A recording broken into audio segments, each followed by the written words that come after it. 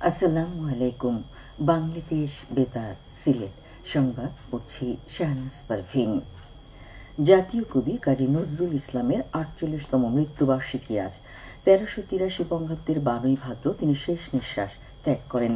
কাজী নজরুল ইসলাম বাংলা সাহিত্যে বিদ্রোহী কবি হিসেবে সমধিক পরিচিত হলেও তিনি ছিলেন একাধারে কবি, সঙ্গীতজ্ঞ, ঔপন্যাসিক, গল্পকার, নাট্যকার, প্রাবন্ধিক, সাংবাদিক, চলচ্চিত্রকার, গায়ক ও অভিনেতা। তিনি বৈচিত্র্যময় অসংখ্য রাগ-রাগিনী সৃষ্টি করে বাংলা সঙ্গীত জগৎকে মর্যাদার আসনে অধিষ্ঠিত করেছেন। জাতীয় কবিকে ঢাকা বিশ্ববিদ্যালয়ের কেন্দ্রীয় মসজিদের পাশে রাষ্ট্রীয় মর্যাদায় দাফন করা হয়। কবির মৃত্যুবার্ষিকী উপলক্ষে সারা দেশের মতো সিলেটেও আজ বিভিন্ন সামাজিক, সাংস্কৃতিক ও পেশাজীবী সংগঠন নানা কর্মসূচি গ্রহণ করেছে। এর মধ্যে রয়েছে আলোচনা সভা ও সাংস্কৃতিক অনুষ্ঠান। মৌলভীবাজারে বন্যা পরিস্থিতির আরও উন্নতি হয়েছে। জুড়ি নদী ও প্রধান দুটি হাওর ছাড়া অন্যান্য নদ নদীর পানি কমছে। তবে জেলার ৫টি উপজেলা ও ৩টি পৌরসভার প্রায় ২.৫ লাখ লোক এখনো পানিবন্দী। ৪ দিন বন্ধ থাকার পর গতকাল থেকে মৌলভীবাজার, ফেঞ্চুগঞ্জ, তামাবিল এবং জেলা সদরের সাথে রাজনগর ও কুলাউড়ার সড়ক যোগাযোগ পুনরায় চালু হয়েছে। বিভিন্ন রাজনৈতিক দল, পেশাজীবী, সামাজিক সংগঠন, বৈষম্যবিরোধী শিক্ষার্থী এবং সেনাবাহিনীর সহযোগিতায় পানিবন্দী লোকজনদের উদ্ধার ও ত্রাণ সামগ্রী বিতরণ অব্যাহত আছে। তাছাড়া সেনাবাহিনীর নিজস্ব তত্ত্বাবধানে বন্যার্তদের মধ্যে স্বাস্থ্যসেবা প্রদান করা হচ্ছে। এদিকে হবিগঞ্জে গত ২৪ ঘণ্টায় নদ নদীর পানি কয়েক সেন্টিমিটার কমেছে বলে জানিয়েছে পানি উন্নয়ন বোর্ড। ইতিমধ্যে অনেক বাসাবাড়ি ও সড়ক থেকে বন্যার পানি নেমে গেছে। বিপদসীমার নিচ দিয়ে প্রবাহিত হচ্ছে নদ নদীর পানি। বন্যার পানি কমে যাওয়ায় অনেক লোকজন তাদের বাড়িঘরে ফিরতে শুরু করেছেন।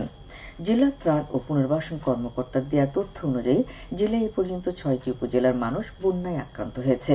বন্যায় আক্রান্ত হওয়া উপজেলাগুলো হল চুনারঘাট, মাধবপুর, শায়েস্তাগঞ্জ, হবিগঞ্জ সদর, নবীগঞ্জ ও বাহুবল। এসব উপজেলায় ৩০টি ইউনিয়নের প্রায় ১৮,০০০ পরিবার বন্যায় ক্ষতিগ্রস্ত হয়েছে।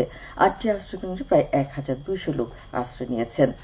বন্যায় হবিগঞ্জের ৬টি উপজেলার ১,৫০০ মৎস্য খামারের প্রায় ১০ কোটি টাকার মাছ ভেসে গেছে। এদিকে সিলেটের সব কয়েকটি নদীর পানি হ্রাস পেয়ে বিপদসীমার নিচে প্রবাহিত হচ্ছে। তবে আমুলশিদে, কুশিয়ারা বিপদসীমার সামান্য উপরে আছে। আগামী ১ সেপ্টেম্বর থেকে শুরু হচ্ছে ২০২৫ সালে হজের প্রাথমিক নিবন্ধন কার্যক্রম।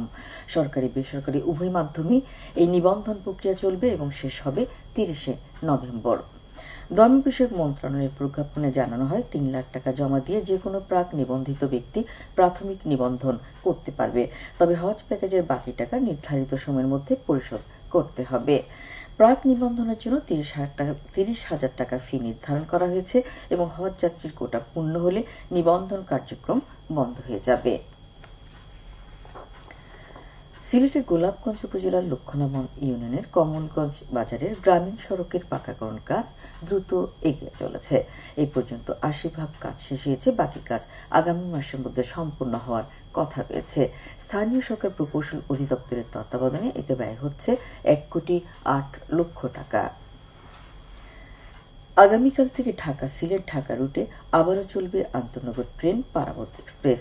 বৈষম্য বিরোধী ছাত্র আন্দোলনের সময় দুষ্কৃতিকারীদের হামলায় ক্ষতিগ্রস্ত হওয়ায় ট্রেনটির চলাচল সাময়িকভাবে বন্ধ ছিল।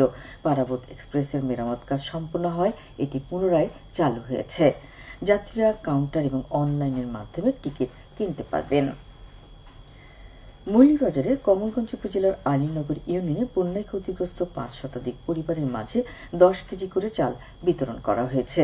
গতকাল সকালে ইউনিয়ন পরিষদ প্রাঙ্গণে এসব বিতরণ করা হয়। এ সময় এলাকার গণ্যমান্য ব্যক্তিবর্গ উপস্থিত ছিলেন। সিলেটের বিয়ানীবাজার পৌরসভার পূর্ব সুপতলা খাসারিপাড়া অভ্যন্তরীণ রাস্তার সংস্কার কাজ শুরু হয়েছে।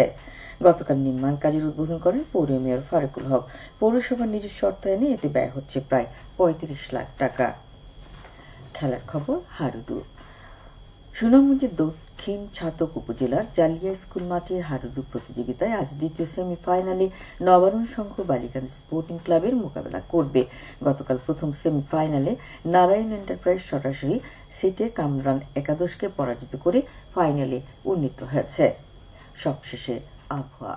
সন্ধ্যে ৬টা পর্যন্ত পূর্বাভাসে বলা হয়েছে সিলেট সহ পার্শ্ববর্তী এলাকায় আজ কোনো সতর্কবাণী নেই এবং কোনো সংকেতও দেখাতে হবে না। আজ সিলেটের সূর্যোদয় হয়েছে সকাল ৫টা ৩১ এবং সূর্য অস্ত যাবে সন্ধ্যে ৬টা ১৫। সংবাদ শেষ হলো। আমাদের পরবর্তী স্থানীয় সংবাদ প্রচারিত হবে বিকেল ৪টা ৩০।